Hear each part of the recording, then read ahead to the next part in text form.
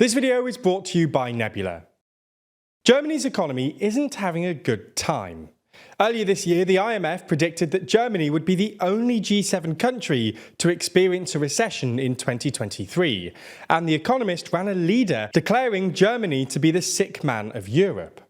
But Germany's crisis isn't just economic, it's also political. Germany's fiscally conservative instincts and its newfound anxieties about immigration rule out the obvious solutions to the global rise of protectionism and Germany's acute demographic crisis, while the fragmentation of German politics, both within and outside the government, means no new solutions are forthcoming. So in this video, we're going to have a look at both Germany's ongoing economic crisis and why its politicians seem so powerless to deal with it. Before we start, if you haven't already, please consider subscribing and ringing the bell to stay in the loop and be notified when we release new videos. So as we see it, there are three distinct problems here: chronic underinvestment in public services, an ageing population, and the challenges facing Germany's export-led growth model. Let's start with Germany's chronic underinvestment. Despite running healthy budget surpluses, the German government has reliably underinvested in its public services. Public investment as a percentage of GDP has been far lower than its European peers ever since reunification, and German roads and trains are nowhere near as good as the international clichés suggest. 1 in 8 of its 40,000 major bridges are no longer in adequate condition, and last year, 1 in every 3 German trains arrived late. German trains are actually so unreliable that Switzerland has started cutting back on Deutsche Bahn-operated rail routes running across the Swiss-German border, because they were disrupting the punctual Swiss trains.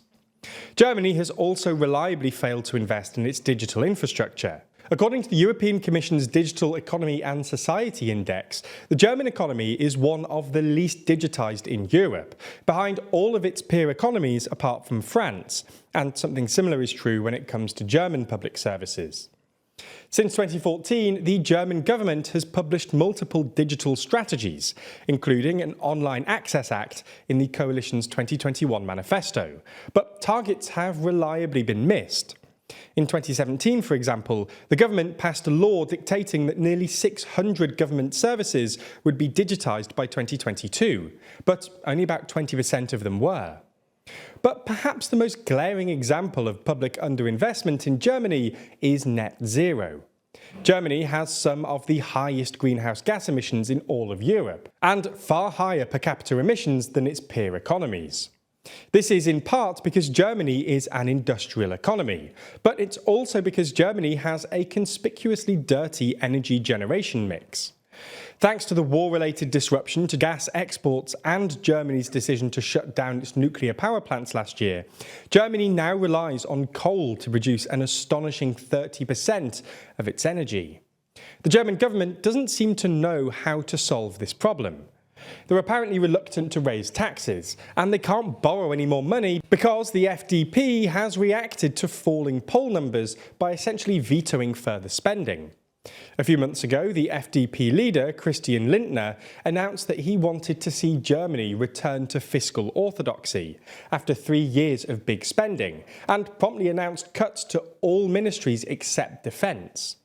This included a ridiculous 99% cut to the digitisation budget, which went from 377 million to just 3 million, and the watering down of certain climate policies, including the Green Party's controversial ban on oil and gas boilers. Even defence spending, which got a nominal 2% increase, is due to fall below the 2% of GDP NATO target this year, despite Scholz announcing a $100 billion special funding vehicle as part of his Zeitenwende last year. The second problem for the German economy is its ageing population. This problem isn't unique to Germany. Most European countries have ageing populations, but Germany's demographic crisis is particularly acute. Germany has the second oldest population of any large country except Japan, with a median age of about 48 and a fertility rate of about 1.5, well below the replacement rate of 2.1. Without significant demographic changes, Germany's old age dependency ratio is already one of the highest in the world and is expected to double to 0.68 by 2060, which would put enormous strain on Germany's public services. The obvious solution to this problem, and the policy Germany has relied on in the past, is immigration. Germany has taken in an astonishing number of immigrants, especially during the migrant crisis in the mid-2010s, and today nearly 30% of the population were either born with a foreign passport or had one parent who was. However, while the current German government has introduced legislation to attract new skilled migrants from abroad, immigration has become a politically controversial topic in Germany.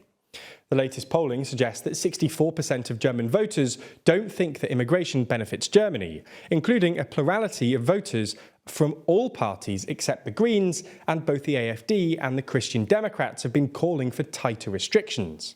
The point we're making is that future German governments are unlikely to be as pro-immigration as their predecessors, which will exacerbate their demographic crisis. The third problem is the various challenges to Germany's export-led model. For the past few decades or so, German growth has been driven by exports, most notably cars. However, this growth model no longer looks so sustainable for two reasons. First, Germany's favourite export markets, including China and the EU, aren't growing as fast as they used to, which means less demand for German goods.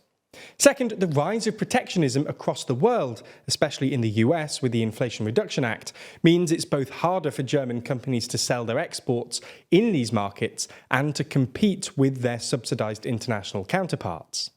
The car industry perfectly illustrates the dual challenges Germany's facing here.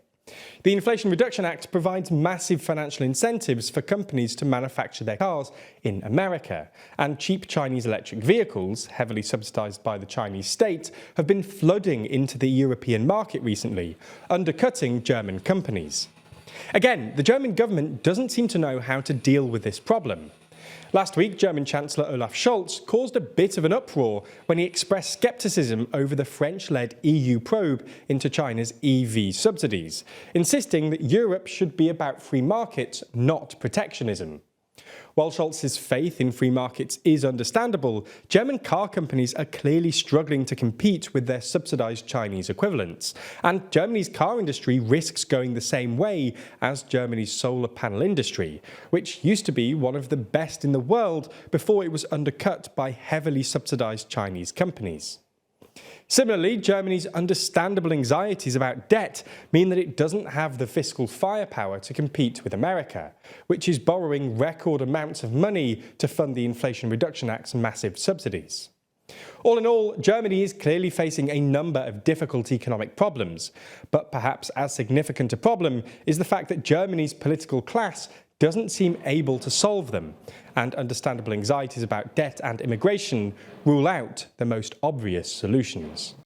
That's all we have time for today, but if you're the kind of person who wants to dive deeper into the more technical and analytical side of these stories, then you ought to check out the Daily Discussion, where our writing team are let loose to discuss stories just like this one, diving deeper into news stories and unpacking the hidden details that they found fascinating, but they're either too long or too academic to make it into the final script.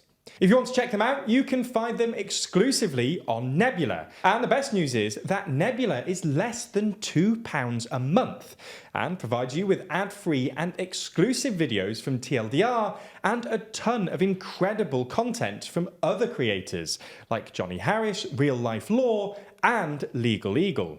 Check it out by clicking on the link in the description and make sure you use our link so they know that you came from us.